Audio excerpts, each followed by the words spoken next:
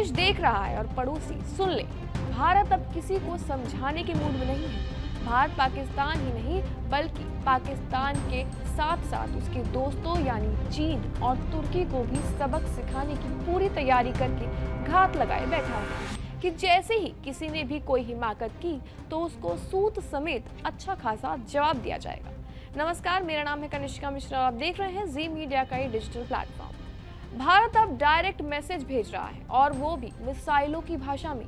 जी हां, भारत के रक्षा मंत्री राजनाथ सिंह ने साफ कह दिया है कि अग्नि 6 तैयार है।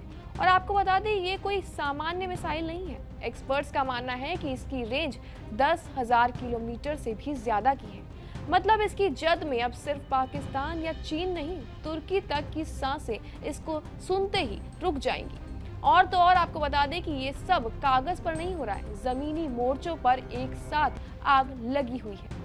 पश्चिम की तरफ भारत ने त्रिशूल एक्सरसाइज में अपनी थल, वायु और नौसेना तीनों के संयुक्त शक्ति को ऐसे दिखाया है कि दुश्मनों के पैरों तले जमीन खिसक गई है।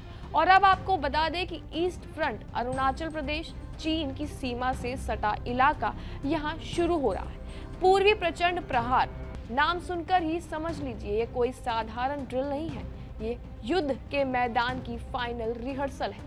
11 नवंबर से 15 नवंबर तक सेना, नौसेना और वायुसेना तीनों अंगों की टीम कंधे से कंधा, गति से गति और सिस्टम से सिस्टम मिलाकर दुश्मन को ये संदेश देने वाली है कि भारत के साथ पंगा लिया मतलब खेल खत्म।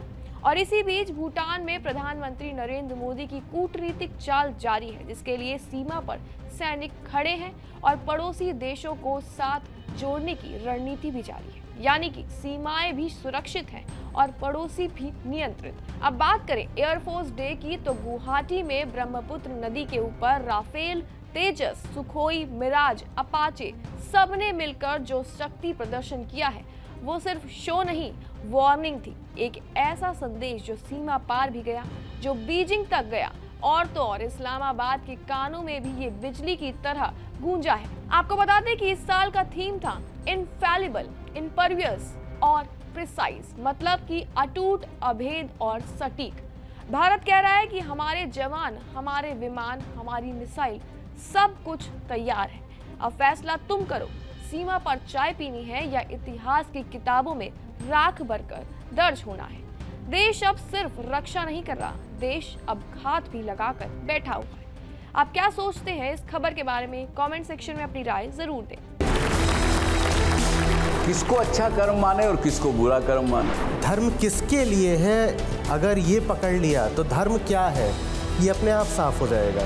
क्या आप भी सहमत हैं कि कर्म ही धर्म है? ये परंपराएं, ये रस्मों रिवाज, इनका धर्म से दूर दूर तक कोई लेना देना नहीं है। आचार्य जी, ये इतना अंतर्द्वंद क्यों?